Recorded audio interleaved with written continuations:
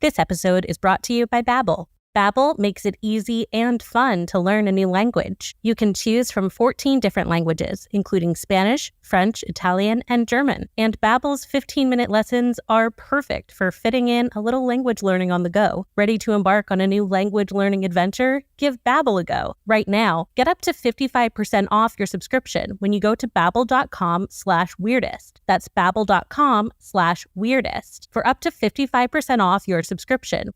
Babbel.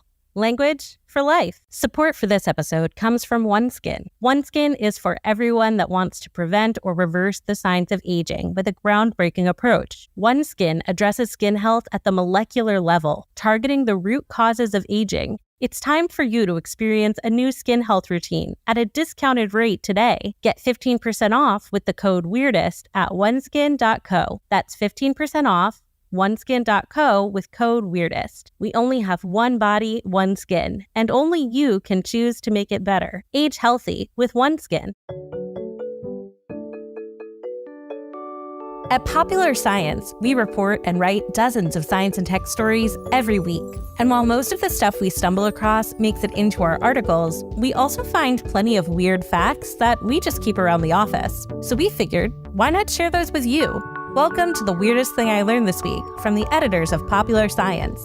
I'm Rachel Feltman. I'm Sarah Kiley Watson. I'm Jack Izzo. Jack, welcome to the show. Hey, yeah, Woo! So excited to be here. Thanks so much for having me. I'm very excited. Listeners, Jack is a recent graduate of PopSci's internship program. But Jack, why don't you tell our listeners a little bit about yourself? Yeah, so I don't even know where to start. I am from Southern California, and I am a senior currently at Northwestern University. I am 1 month, 2 months away from graduating, which is terrifying. So employers, feel free to reach out. I am still looking for employment opportunities. But yeah, in the winter, I was interning at Popular Science, writing a bunch of cool scientific stories and stuff. And one of the stories I wrote was just so interesting, and I fell into a hole. Put a pin in that. We'll come back to it. Wow, intriguing. I wonder what it could possibly mean. I'm excited. Okay, let's get into it. So on The Weirdest Thing I Learned This Week, we start by each offering up a little tease about some kind of fact or story that we found in the course of reading, writing, reporting, etc., and then decide which one we just absolutely have to hear more about first. Then, once we've all had time to spin our little science yarns, we reconvene and decide what the weirdest thing we learned this week actually was. Sarah Kiley, what's your tease? So my tease is I'm here to talk about the girl boss behind this kitchen essential. Oh, bye. Not even telling us which kitchen essential. Oh, you'll find out us very on tenter soon. hooks. Great. Okay. I just want any excuse to use the phrase on tenter hooks. Jack, what's your tease? My tease is the complete opposite of the space race. It's still a race, but in the opposite direction. Ooh. A race to the bottom. Relatable. Awesome. Okay, so my tease is that I want to talk about a mysterious disease outbreak that left people so sleepy, which is very relevant to my life at this time. Sounds like every disease to me. Yeah, that's true. That is kind of the point ultimately. Ooh. So I can get started with some sleepy stories. Yes. This is now a sleepy time podcast. Just weird epidemic, weird plague ASMR, which is basically what my TikTok channel is. This is a story I've talked about on my TikTok before. So if you follow me there, sorry, now you're hearing it here too. But you can follow me at Rachel Feltman. And honestly, right now I'm not really posting anything on TikTok, but if you want me to do stuff like this on there, let me know and maybe I'll do it. So I'm going to start by referencing the graphic novel and Netflix series Sandman, where, as one aspect of the plot, the world is struck by this mysterious plague called the sleepy sickness, and it leaves sufferers in this fairy tale-like slumber for decades at a time. And believe it or not, this spooky sleepy sickness is based on a very real outbreak of disease that happened during the early 20th century. And it's one that scientists don't actually fully understand to date. Ooh. Yeah, very, very spooky. So as you can probably guess, in real life, this sleepy sickness did not actually strike millions of people simultaneously, like in the course of one night. But the truth is only like slightly less unsettling, in my opinion. So this disease, which in extreme cases can cause victims to fall into a coma-like state, spread through the world for more than a decade, starting in late 1916, and it affected at least 1 million people during that time. And it's called encephalitis lethargica. And the scariest thing about it is that we're still really not sure exactly what it is. And oh, lovely. Yeah, we love that. And we know it's shown up in like epidemic proportions, or at least we think it's shown up in epidemic proportions more than once throughout history. Oh, geez. Yeah. And just for any listeners wondering, this is not the same as sleeping sickness that you get from a tsetse fly. That was something that some of my TikTok viewers were like, we already know what this is. It comes from a fly. And no, different thing, but... different sleepy sickness. Yeah, different sleepy sickness. But, fair question. So encephalitis lethargica was first formally described by a Dr. Konstantin von Economo from the University of Vienna in the winter of 1916. And he was treating like a glut of new patients who were presenting with neurological symptoms. And they'd been admitted with like all sorts of different diagnoses. There were people diagnosed with multiple sclerosis, which is an autoimmune disease where the body attacks brain and nerve cells. There were people who had been diagnosed with meningitis, which is the inflammation of the membrane that protects the brain and spinal cord. And there were even people who had just been diagnosed with delirium, which was just like a generic term for severe mental confusion caused by fever, intoxication, or like question mark. But the thing is that the one thing that these patients all had in common is that none of them perfectly fit the profile of the diagnosis they'd been given.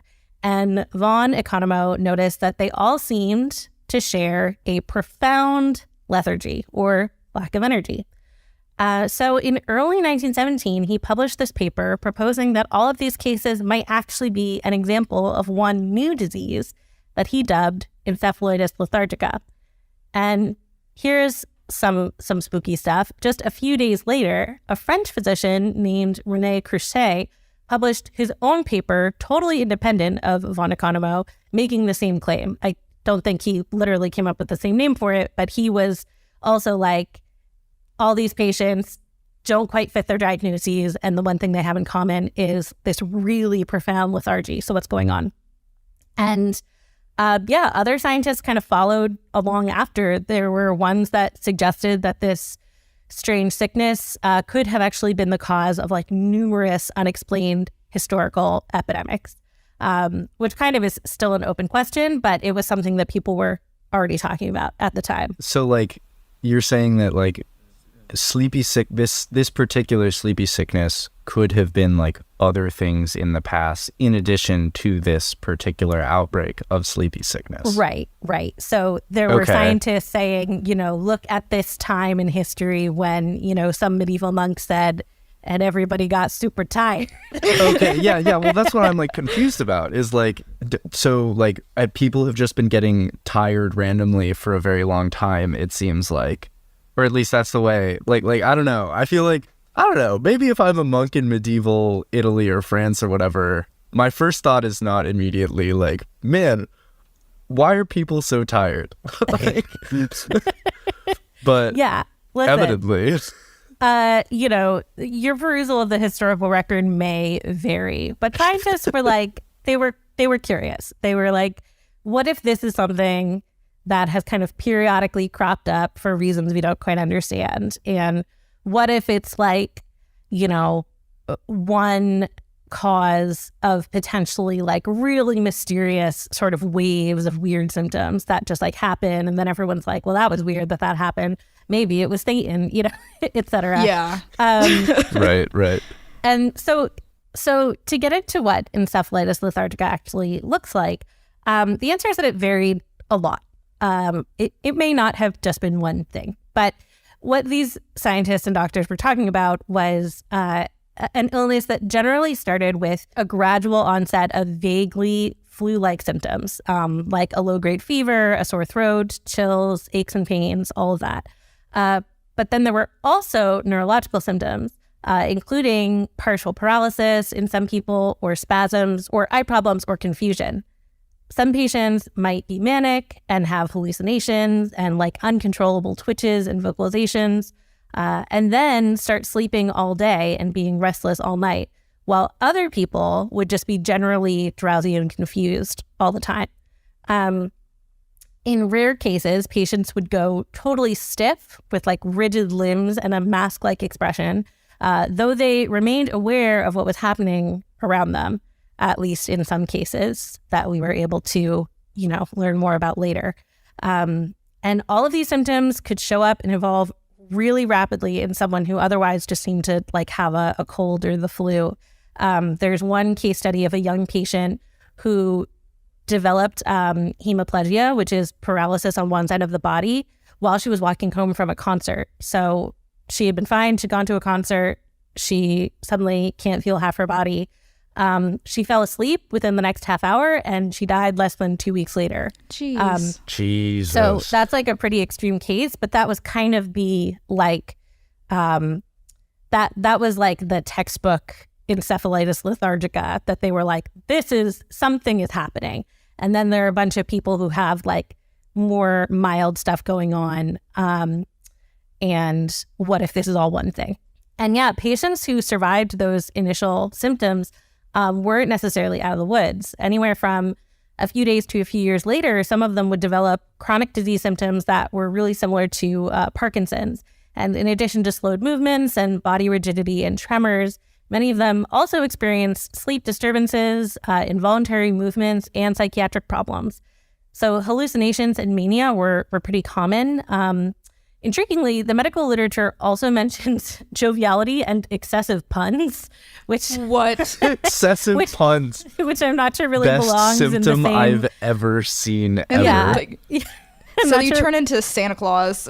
You're jovial and making little elf jokes. Okay. I'm not sure I would personally put that into the same list of symptoms as like psychosis affects a third of patients, but this was the early 20th century, so medicine was a barrel of monkeys. I mean, joviality like vaguely makes sense for mania. Sure, but yeah. Excessive puns, that's incredible. That's incredible. It really feels like that was just one doctor with one patient who was really getting on their nerves. But now it's in the historical record forever. Yeah, and there are some like pretty graphic and disturbing instances of self-harm in people who had encephalitis lethargica, including in children. I won't get into the details because they're pretty gory, but that is something that people can find more information about if they are someone who also goes on dark Wikipedia spirals. And let's just say that Neil Gaiman definitely took a lot of thematic inspiration from the real world illness.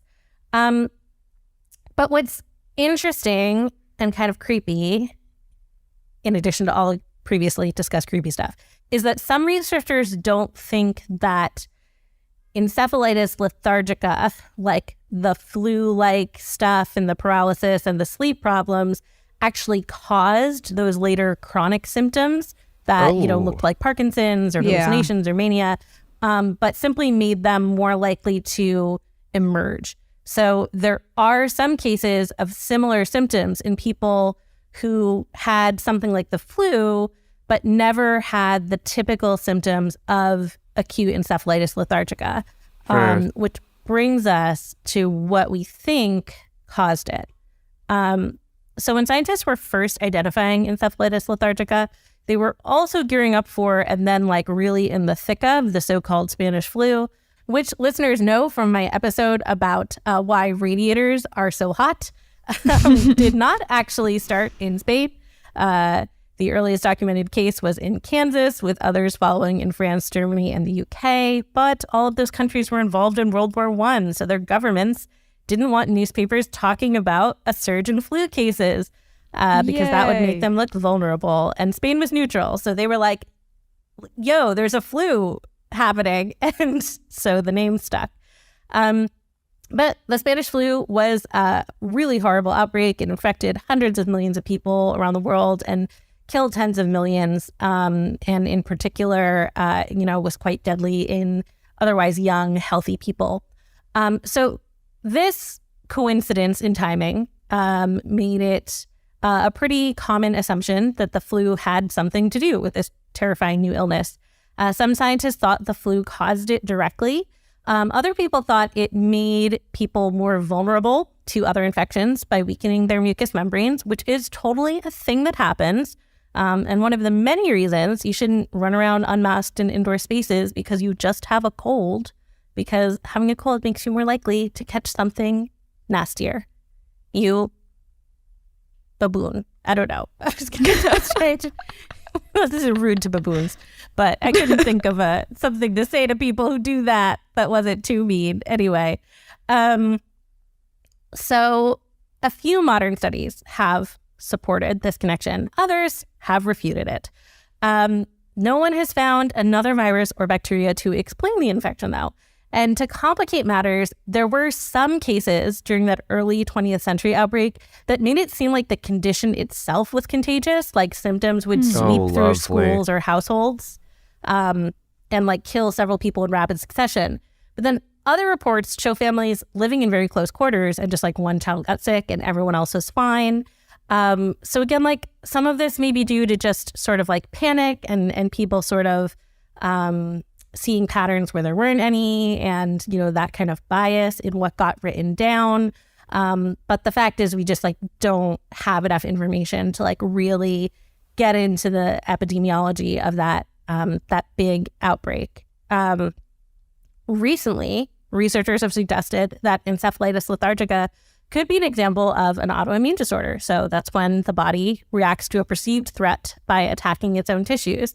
And that is one possible explanation for long COVID symptoms and other post-viral syndromes like myalgic encephalomyelitis, or ME, which was previously known as chronic fatigue syndrome, which I actually have in part as a result of long COVID. So can confirm you get real sleepy. And a lot of weird other stuff happens too. It's pretty serious, can be seriously disabling, no joke. But because there aren't many samples of tissue from confirmed encephalitis lethargica patients, there just isn't much good like replicated research on its possible causes. But again, it's like we're kind of swirling around this idea that it's like a post-viral autoimmune response, which is something that scientists were definitely interested in, but sort of was in this like realm of like, well, is that real or is that just what we decide people have when they keep complaining and we can't find anything else wrong with them? And a lot of research on long COVID is making scientists re-examine that and be like, turns out actually viruses and bacterial infections can just mess you up forever. So given how little we know about encephalitis lethargica, how can we be sure it won't come back? Great question. Scientists have argued that this is a condition that could resurge due to another pandemic, and that we should still be working to improve our understanding of it. And, one could argue, even if it's not exactly the same thing, that is kind of what has happened with COVID. We're seeing the impact of our very poor understanding of post-viral fallout. And, because COVID, COVID and I think other viruses can pass the blood-brain barrier, right? Yeah, so it's totally. They can get into the brain. And so I don't know. I feel like it makes sense that if you can get an infection in the brain, or if the virus can make its way into the brain, there might be some residual damage from fighting that virus. Just I don't know, Totally. The white blood cells targeting the wrong thing or whatever. Yeah. Well, and a lot of long COVID research is looking at inflammation in the brain specifically as maybe being the cause of some of the long-term damage that we see. And there have been a handful of reported one-off cases of encephalitis lethargica since the 1930s, but most of those diagnoses are considered controversial and might have been due to other kinds of brain inflammation. The symptom profile of encephalitis lethargica itself isn't so wild. Like, your brain having severe inflammation can do all of those things and more. It was more the sudden surge of cases that made it seem like its own thing. So because we know so little about this illness, we also don't know of any particularly effective treatments or cures for it. But the good news is that some of the people who survived the 20th century pandemic, only to suffer from symptoms like muscle rigidity and catatonia, did eventually recover. And it was thanks to Oliver Sacks, the greatest neurologist and writer who ever lived, who could wear the hell out of a leather jacket. And I'm going to make sure we link to that picture of him riding a motorcycle on popsci.com/weird. So in the 1960s, Oliver Sacks was treating several survivors of this sleepy sickness pandemic who were living in a nursing home in the Bronx. And he noticed that while they were thought to be totally unresponsive, most of them showed some kind of reaction to random bits of stimuli. Like, one might reflexively catch things if, you tossed a soft object at them. Another person might react to music or touch. So he decided he was going to try treating them with L-DOPA, which is an amino acid that's able to cross the blood-brain barrier and raise dopamine levels, because it was improving symptoms in patients with Parkinson's at the time. And he was thinking, the fact that these people are showing some responsiveness makes me think that maybe they're more like Parkinson's patients than people who totally have locked-in syndrome of some kind. So the results were profound and shocking. Some of the patients regained consciousness and the ability to interact with the world after decades. And that story is the subject of the book and film Awakenings, which I definitely recommend, along with Oliver Sacks's work. Again, just an absolute king. R.I.P. We love him. So yeah, takeaways. Encephalitis lethargica is pretty spooky, and we don't know enough about it to say that we could keep it from coming back. But there is one takeaway that we should remember, which is that illnesses that seem mild can cause all sorts of symptoms later.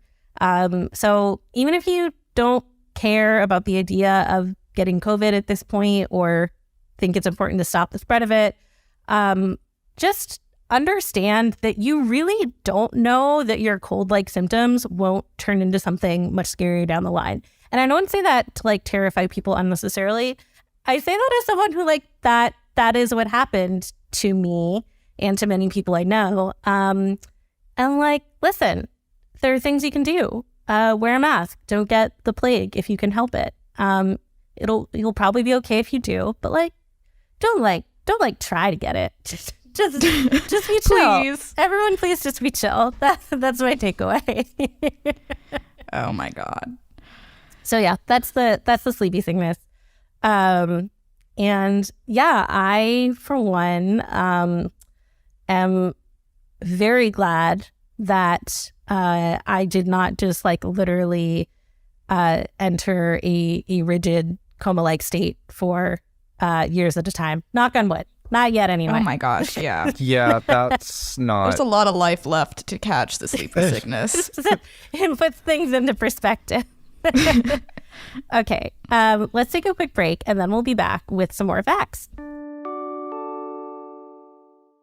This episode is brought to you by Babbel. Learning a second language in high school or college wasn't exactly an academic highlight for most of us. Honestly, I struggle to think of another school subject that provides more fodder for my present-day stress dreams. I constantly regret not making the most of my childhood Spanish skills, my teenage Italian skills, or my young adult Mandarin skills. But thanks to Babbel, I'm not giving up on becoming bilingual just yet.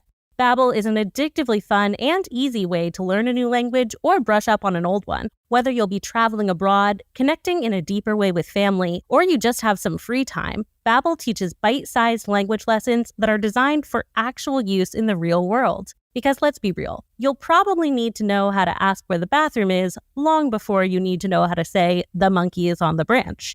I'm using Babbel to return to my long-abandoned Spanish studies. What I like most about the app is that I can pick from loads of different ways to learn depending on my mood and attention span. You can access podcasts, games, videos, stories, and even live classes. Plus, Babbel comes with a 20-day money-back guarantee, so you've literally got nothing to lose. Right now, get up to 55% off your subscription when you go to babbel.com/weirdest. That's babbel.com/weirdest for up to 55% off your subscription. Babbel, language for life. Support for this episode comes from OneSkin. OneSkin is for everyone that wants to prevent or reverse the signs of aging with a groundbreaking approach. OneSkin addresses skin health at the molecular level, targeting the root causes of aging so skin behaves, feels, and appears younger. It's time for you to experience a new skin health routine at a discounted rate today. Get 15% off with the code WEIRDEST at oneskin.co. That's 15% off oneskin.co with code WEIRDEST. Are you tired of cycling through endless trending skincare products? The ones that all claim to smooth wrinkles, firm skin, and give you a youthful glow, but never really deliver by the end of the bottle? Then it might be time to check out OneSkin, a brand founded by a team of 4 female PhD-level longevity scientists with over 15 years of experience studying the biology of aging. After testing thousands of peptides, they discovered OS1.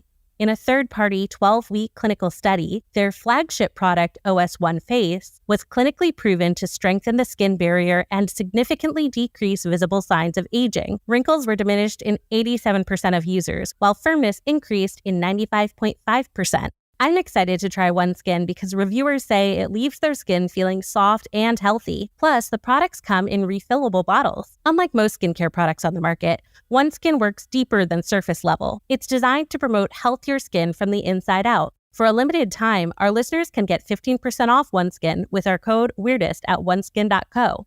OneSkin is for everyone that wants to prevent or reverse the signs of aging with a groundbreaking approach. OneSkin addresses skin health at the molecular level, targeting the root causes of aging so skin behaves, feels, and appears younger. It's time for you to experience a new skin health routine at a discounted rate today. Get 15% off with the code WEIRDEST at oneskin.co. That's 15% off oneskin.co with code WEIRDEST. We have only one body, one skin, and only you can choose to make it better. Age healthy with OneSkin.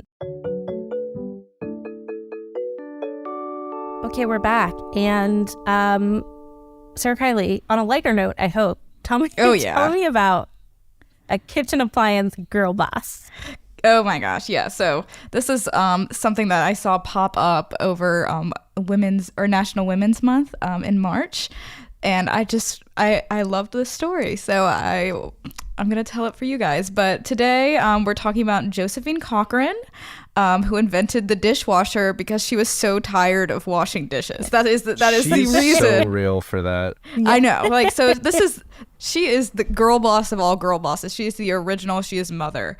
But so basically, behind most inventions are really interesting people. Like there's always weird, creative people that are, willed to bring devices into the world. And it's especially true of the devices that we kind of take for granted, like the dishwasher. And so you might not think about the dishwasher that much, but you are thinking about it when you don't have one. Oh, sure. As someone who has lived in many a dorm room where I've washed many a gross dish in the tiniest sink possible. As somebody who currently does not have a dishwasher, yeah. It is my condolences. Yeah, really, my condolences. Listen. It's not that bad because we have in-unit laundry.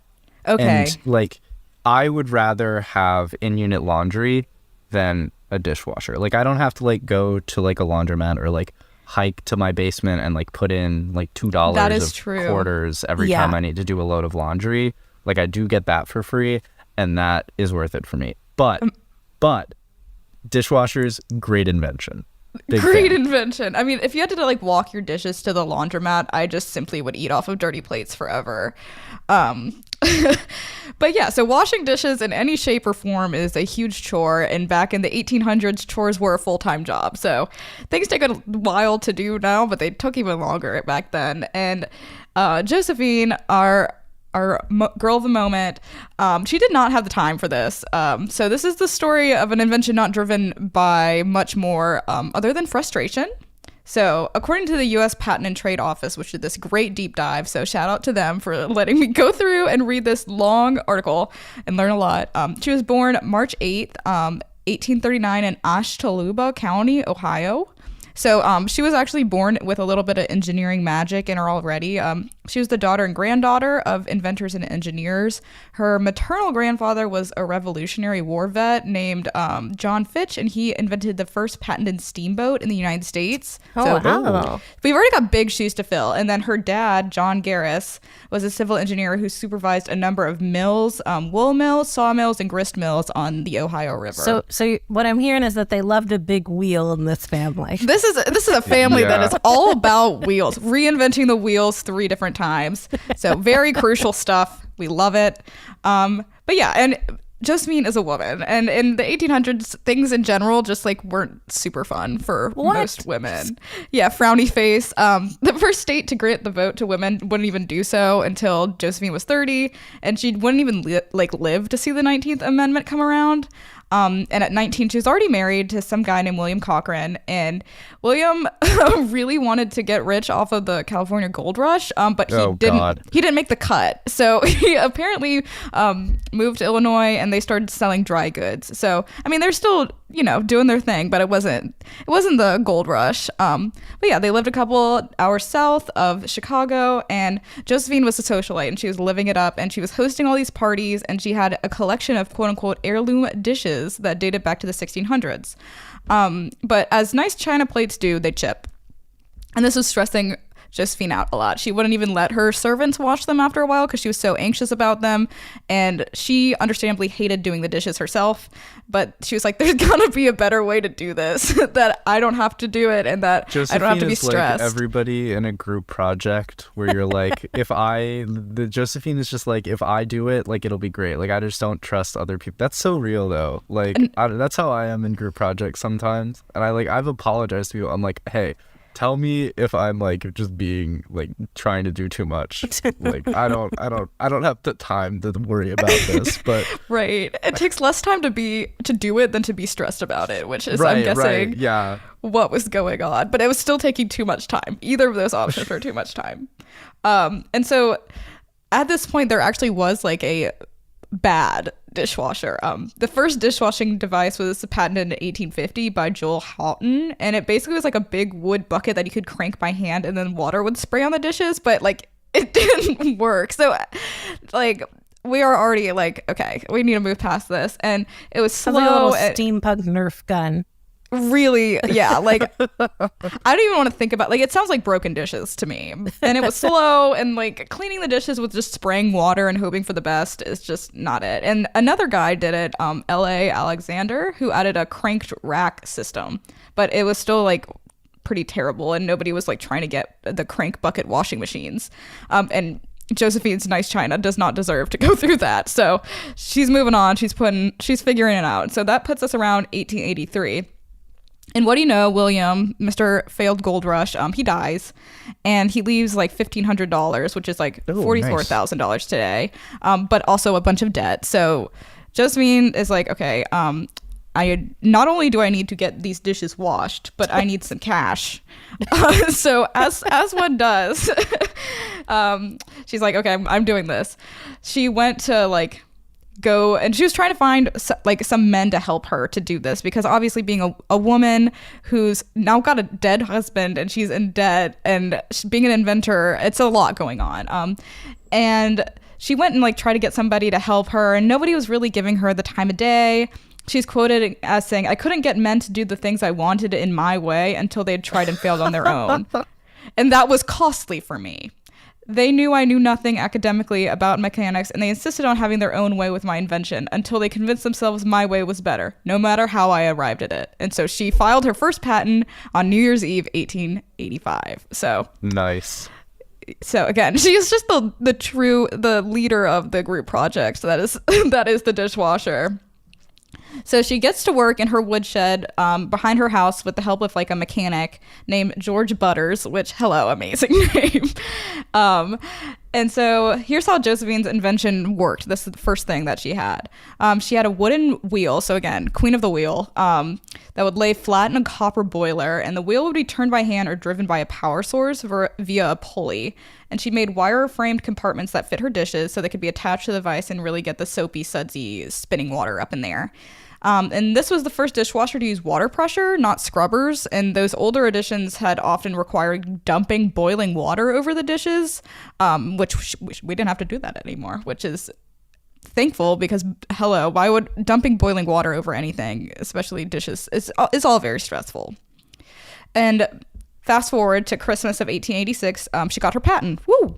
And when she was finding customers, she would have really liked to sell her wares to women directly, but she ended up selling to larger institutions like hotels, restaurants, etc. And she had this kind of to say about women as customers. She had a lot of like really great quotes, so I'm just including as many as I possibly can. And so this one was profound. When it comes to buying something for the kitchen that costs $75 or $100, a woman begins at once to figure out all the other things she could do with that money. She hates dishwashing. What woman does not? But she has not learned yet to think of her time and comfort as worth money. Besides, she isn't the deciding factor when it comes to spending comparatively large sums of money for the house. So, okay, she went real deep with that one. That women did not think about their time and comfort as worth money in the same way that men probably did at that time. So she was a little bummed that she couldn't sell directly to women, but nevertheless, she found hotels and restaurants and they ate it up. Her first buyer came through like a wealthy buddy of hers. And in 1887, she was introduced to the manager of Chicago's Palmer House, which was a big deal back in the day. So a lot of, I think it was like in like the 1950s, it was like a celeb layover between New York and LA. So you've got like Frank Sinatra and people like that. And in the late 1800s, rich folks actually like set up there to live permanently like Gossip Girl, which I love that fact. And the place is still up and running. And it's apparently also where the first reference to brownie in the US is tied back to. So like we've got celebrities. I think there's like a plaque outside of the hotel that's like, this is where the brownie was invented or something like that. I don't remember exactly, but for some reason I knew that brownies in the Palmer House were a thing. Right. I mean, I didn't. I've been to Chicago once and I was 5. So this is all new to me. But yeah, the brownie recipe actually took off in the 1890s. So like theoretically, maybe the first brownie bakeware would have been washed with like Josephine's dishwasher, which I'm speculating, but like how great would that be? Like she needs a plaque as well. But yeah, so that was her first customer. And then the next stop was the Sherman House Hotel, which isn't there anymore. It was there from like the 1870s to the 1970s. So unfortunately, no brownie plaques or anything. But she did do something very historic. At the time, she went to that business pitch by herself, unaccompanied by a man. And she was like in her 50s at this point, but she said it was the hardest thing she ever did. And like, so here's another great quote from our friend Josephine. You cannot imagine what it is like in those days for a woman to cross a hotel lobby alone. I had never been anywhere without my husband or father. The lobby seemed like a mile wide. I thought I would faint at every step, but I didn't. And I got an $800 order as my reward. So icon. She did it. Love that. And her company's rocking and rolling, but it's taken a little bit of time and things really blew up in 1893. Basically, there's a little bit of an economic weirdest thing in here. So 1893 was a big year because there was the Panic of 1893, and so I'll get back to that in like 1 second. But basically, the big investors didn't want to invest in her because, yeah, unless she handed over the company to a man, nobody was going to give her any money. So she was like, whatever, I'm just going to keep doing this. But in 1893, the Panic of 1893 happens, and this depression basically took down a bunch of heavily financed companies. So she was fine, and all these people that had been like snubbing her weren't. So another win for Josephine. And she went to the World's Columbian Exposition in Chicago. I think that's like where the first, like the original Ferris wheel was and some stuff like that. Yeah. Oh, it comes up on Weirdest Thing all the time because a lot of people rolled out stuff there. They'd really been saving it up for the World Exposition. Sounds so fun. Can we do that? I I mean, know. I wish like now we just have like CES, which is like a piss poor like no fun. Where's the substitution. Ferris wheel? I like Yeah. want to go have a I hot dog agree. and look at like the next like Dyson Airwrap or whatever. Yeah. But anyway, but yeah, she went there and she got a ton of publicity and sales. She had orders rolling in throughout Illinois and nearby states. Places like hospitals and like colleges were really interested because they had to have these like strict sanitization standards and stuff, which I guess is really great for the original dishwasher. And by this time, this is going to sound bananas, but her largest dishwasher could wash and dry 240 dishes in 2 minutes. So Ooh. I'm like, where are these? Where are these? Yeah, Mine takes like what happened? 2 hours on a good day if I like, say nice things to it. So, If but you yeah. say a prayer to the dishwasher god. yeah, I'm going to start like leaving like a candle burning for Josephine so that my dishwasher works. Well, I mean, yeah, sorry, not dishwasher god, invented by a woman, dishwasher goddess. Goddess. Excuse me. There we go. But in 1898, so this 5 years later, she opens her first factory with George Butters as her manager. So they stayed friends throughout all of this. They were to continue to work together, which is amazing. I love that. And so now, yeah, so we love a friendship story as well. And so it's now called Cochrane's Crescent Washing Machine Company. Oh, God, that's one. Cochrane's Crescent Washing Machine Company. And so they get these things like all over the place. They're in Alaska and Mexico, which I mean, thinking about it in like 1898 Yeah, terms, imagine it's the pretty, shipping. yeah, you're shipping a dishwasher in before like yeah, so bananas. But they were still really expensive. So they weren't in houses yet. They were $350, which at that time was a lot of money. So yeah, alas, not in kitchens of normal folks really yet. And you couldn't even really have one, even if you were super rich, because you probably didn't have a giant boiler, which it also required, which is, less than ideal.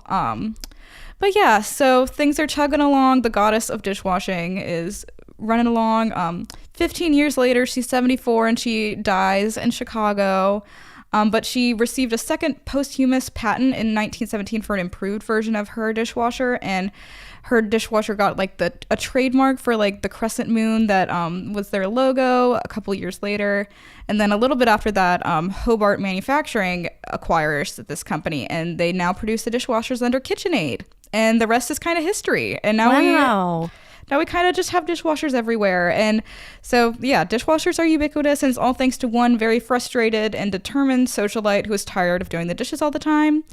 And in a quote, like towards the end of her life, she basically was like, I would have never had the courage to start if anyone told me how rough this would have been, but I'm really glad I did it, which is also just like iconic. So yeah, I mean, that's the dishwasher she said story. What everybody was thinking. She really said what everybody was thinking. Like, this woman was ahead of her time in so many ways. But yeah, so here's to Josephine, the very frustrated, tired girly who hates washing dishes. She really is a hashtag girl boss, because crucially, she had the money to pay other people to do her dishes, and just was like, they're not doing it good enough. So I applaud Josephine for actually doing something productive with that energy, for channeling it into entrepreneurial spirit. But I am really feeling for her domestic staff being like, it was rough. Sounds like a Capricorn. Oh, what is she? She's March 8th. What's March 8th? Is that is she a Pisces? Pisces? Yes, I guess that makes sense with the water though. So water sign. Only a water sign. She's could definitely got invent some the Capricorn in the dishwasher. chart. Like, this is Capricorn behavior. I get For really sure. angry emails from men whenever we talk about astrology on Weirdest Thing, but that doesn't mean you shouldn't do it. I'm just saying hi to them preemptively. I don't know much about Let astrology. people like things. I know my own signs. I know because people always ask. I don't know what it means. If anybody wants to tell me what being an Aquarius means, go for it. Oh, I'm also an Aquarius. Oh, I'm an Aquarius too, and Let's so is go. Rachel. That'll tell you. Yeah. Let's go. There you go. Here we are. Aquarius, The weird fact being an Aquarius wizards. means you get to go on the Weirdest Thing podcast. Pretty Fun much. fact. All right, we're going to take a quick break and then we'll be back with one more fact. Support for today's episode comes from Honeylove. With wedding season approaching, you might find yourself reaching for the shapewear in the back of your underwear drawer. I usually let my rolls run wild, but sometimes even I want my bodacious bod to be all smooth and streamlined like a beautiful manatee. When I want some support without feeling all squished and suffocated, I reach for Honeylove. Honeylove's compression technology is the best there is for accentuating all your assets while you dance the night away. And right now, we have an exclusive offer for Weirdest Thing listeners. Treat yourself to the best shapewear on the market and save 20% off at honeylove.com/weirdest. Use our exclusive link to get 20% off, honeylove.com/weirdest. As a woman with an abundance of surface area, most shapewear makes me feel like a very unsexy sausage. But wearing Honeylove makes me feel like somebody should play a cartoon awooga sound every time I walk into a room, which is pretty nice. That's because Honeylove's best-selling Superpower short has targeted compression technology. Honeylove's Signature X targets and sculpts your midsection without squeezing your derriere beyond all hope of recognition. It's designed to work with your body, not against it. There's also a nifty hidden opening for bathroom emergencies, which has saved my life and dignity on numerous occasions. Treat yourself to the best shapewear on the market and save 20% off at honeylove.com/weirdest. Use our exclusive link to get 20% off, honeylove.com/weirdest. Okay, we're back. And Jack, tell me about people racing to the bottom. Okay, so before we get to people digging very deep holes, I do need to do a little bit of background information about like the Earth, because geology as a field is weirdly recent. Like I didn't really like understand how recent it was until I started like doing research for the original story that I like found this fact through, and then for this, but geology, like, dude, the geologists like did not know anything about the Earth until like maybe the 1900s. They were just like all making guesses. Like, so before this Croatian guy, who I will talk about, they were just like, earthquakes happen. Okay, cool. And so he starts. So this guy, his name is Mohorovicic. Andrea. Wow. Yeah. We'll put a pin in that. Put a pin in Mohorovicic. We'll come back to him. In terms of what geologists now call his namesake discontinuity. But Mohorovicic is a Croatian like earthquake seismologist, I guess, geologist. And he's working in the early 20th century, researching, earthquakes. And he noticed he's like looking at the waves, the seismic waves that produced by the earthquakes. And he's like looking at the refractory patterns because waves travel at different speeds through materials of different density. And he notices this really big like shift. And he's like, yo, I can find out where that shift is. That's really weird. Like, why is there a shift? Like, how deep is it? Blah, blah, blah, blah, blah. And he goes on, he finds this thing called the Mohorovicic discontinuity, which geologists just now call the Moho because Mohorovicic is clearly. a mouthful. Of course they do. So the Moho is essentially the boundary between the crust of the Earth and the mantle of the Earth. That's like the best way to think about it. It's not like, I mean, asterisk, geologists, I'm sure, are like fighting me in the comments already, being like, not always, not always. Yes. In general, the Mohorovicic is the boundary between the crust and the Earth in like the outer layer, right? So in the Earth, you have the crust, then the outer mantle, then the inner mantle, then the outer core, then the inner core. And if you look on popularscience.com, you can find a story about the innermost inner core, written by yours truly. So essentially, like, the geologists are like, okay, cool, we have this thing, but they're still like trying to figure out what's at the center, like what makes up the Earth. You know, they're like using the magnetic field to figure out, okay, there's probably like iron and nickel, but like what is it like? What are the temperatures? What are the materials there? And so this is why like the density thing is important, is because, you know, since the material is more dense, there's also probably going to be a change in the rock and a change in the material. And so then fast forward to like the late 1950s. This is when plate tectonics, like the theory of plate tectonics, is just starting to like take hold in the geological community. That is correct. Scientists did not really understand that continents and plate tectonics were like just shifting about until the 1950s. That's like when it was confirmed. So in 57, there's a scientist, Walter Munk, at San Diego's Scripps Institution of Oceanography, my hometown. Love it. And he suggests this idea of, hey, what if we drilled into the moho? Like, what if we got all the way down to the mantle? Like, what would we find? You know, because before this, really the only way that scientists had to figure out what was at the center of the mantle was a lot of guesswork using these seismic waves and just kind of praying that when a volcanic eruption happened, that like rock from the mantle would just kind of get spit out, and they just like go to volcanic sites after eruptions and be like, I wonder if that rock's from the mantle. What? So yeah, I literally like, I don't know, man. Science. Geology is a lot of guesswork. So yeah, Walter is like, he goes to a couple other scientists who are kind of trying to push this theory of plate tectonics. He says, okay, what if we drill into the moho discontinuity? I think that this will help us prove plate tectonics. And they kind of agree. And so in the early 1960s, at the same time that the Soviets are putting up Sputnik and JFK gives the, hey, we're going to go to the moon speech, there's a group of scientists funded by Congress in the US that are attempting to drill down into the mantle, so thus beginning kind of the race for the bottom. So this is called Project Mohole. No. Really clever. Oh my God. Yeah, agreed. No. Agreed. I like spent like a good like 2 minutes thinking about whether it was Mohole because they drilled off the coast of Hawaii, or Mohole, and then I was like, it's Moho and Hole. It's Moho and Hole. The worst pun.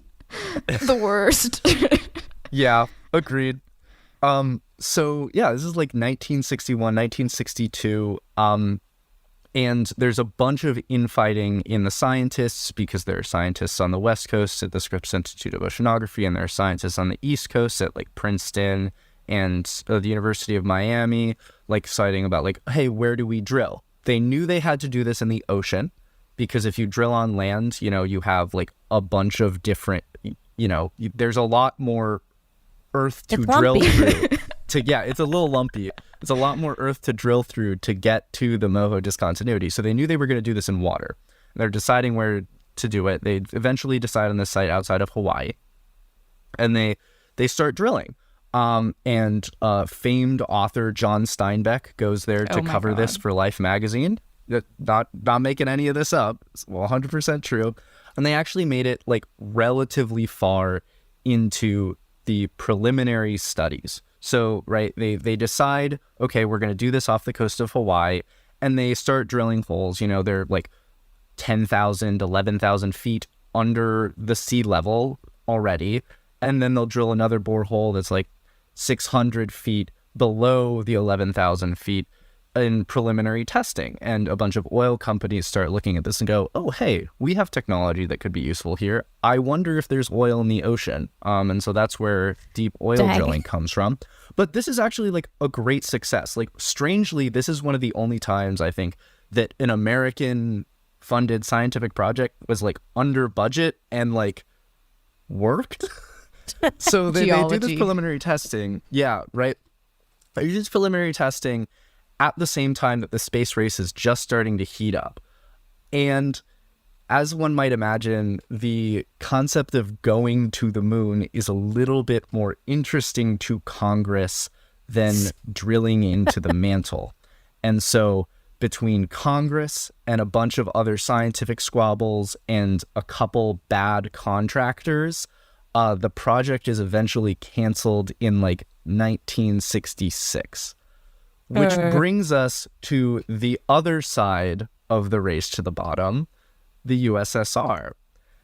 At the same time that the space race is happening, at actually just about towards the very end of the space race this time, because presumably the USSR had looked at Project Mohole and gone, well, this started really well and they looked like they were going to do great things, and then it all fell apart. They said, well, how far can we get? Instead of drilling this in the water, they said, well, you know what? We're just going to do this on land and see how it goes. So on the Kola Peninsula of Russia, so if you think of like Europe, you have like the Scandinavia Peninsula, the like Scandinavia, and then kind of like on the other side, there's another small peninsula over there. It's called the Kola Peninsula. And they are like, well, we're going to use this machinery that oil companies have been using for decades, and we're just going to see how deep we can get. So they start drilling in the Kola Peninsula, and they eventually make it down not 11,000 feet, but 11,000 meters. Dang. Before a drill bit breaks. Okay. And they're like, oh, God. So essentially, the way this works is you have this, like, 9-inch hole that is just incredibly deep. And you have this, like, very large drill bit that they've just kind of, like, slowly shoved down there, I imagine. And as they get further and further, they're, like, pulling up core samples. They find a bunch of hydrogen gas that they weren't expecting. One, like, report described, like, the mud that was coming out of the hole as, like, bubbling with hydrogen gas. They found a bunch of plankton, like microscopic plankton, like deeper than they expected to, which was a shock. They found water deeper than they expected to. So they did learn a lot. But they're like drilling this hole, and as you go down, you start to realize at a certain point in time, you're going to hit rock that's like just not cooperating. And so at this point in time, they decide, okay, well, we have to like change our angles slightly. So instead of like being just like one hole straight down, it's kind of like a tree of like related holes, like off of one main hole. So there's a bunch of like very slightly angled side chutes so that they can avoid the rock that they can't drill through. And over the course of about 20 years, they make it to a final depth of 12,262 meters, which is 40,230 feet in 1989. And as they get deeper, they keep stopping to like celebrate. Like they break 12,000 meters for the first time, and they like stop drilling for a year to celebrate. And then they like start drilling again, and the drill bit breaks, and they're like, oh my God, we have to like drill another hole off the side. So when they get down to this kind of deepest point, they're expecting the temperatures to be like about 100 degrees Celsius, boiling point of water, 212 Fahrenheit. Instead, they find it like oven temperature. We're talking like what, 200, 180 degrees Celsius, 350 degrees Fahrenheit. And they're like, okay, well, we got to stop, because at this point, the rock is behaving more like this kind of like amorphous plasticky thing than rock. So they're like, okay, we got to give up now. Still a very valiant effort. So they start drilling a couple other holes, but they never make it deeper than this 40,230 feet hole. And that is as deepest that we have drilled to this day. It is not like the longest borehole. I think there are a couple oil wells that have like drilled horizontally for longer, but it is very deep. My favorite part of this story is that there are a couple pictures online of the hole, which has now since been like welded shut. And it's just like a hole surrounded by a bunch of rubble. Like it looks completely normal. Like if you walked on, you were like, it's a hole. It's just it just happens to be the deepest hole in the world.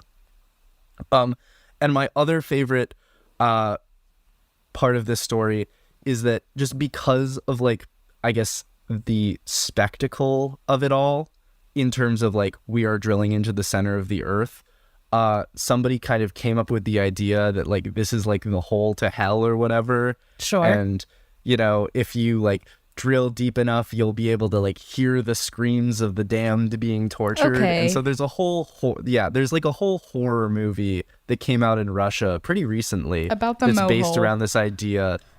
Not the Mohole. That was the U.S. The Russian effort, Mohole. but about the Russian one in the Kola Peninsula. So the Kola super deep borehole, it is called. Super deep. It is indeed super deep. But yeah, this like hole to hell, you know, you can hear the screams of the damned because it's so deep. They drilled into hell. And there's a whole horror movie about, oh, what if they actually did drill into hell? So that is the deepest hole. The U.S. may have won the space race, but the Soviets won the Deepest hole. whole competition, deepest competition. Wow. There have been a couple efforts after the Kola hole was closed to kind of like make it to the Moho discontinuity. None have really succeeded as of yet. So we're still kind of hoping for more direct samples of the mantle. But until then, geologists will keep relying on rocks spewing out of volcanoes that might be from the mantle. Man, science is wild. Yeah. That's Yeah. special. The deepest hole. So, what was the weirdest thing we learned this week? A lot of good stuff. I'm definitely Lot of putting in good a stuff. vote for the Mohole.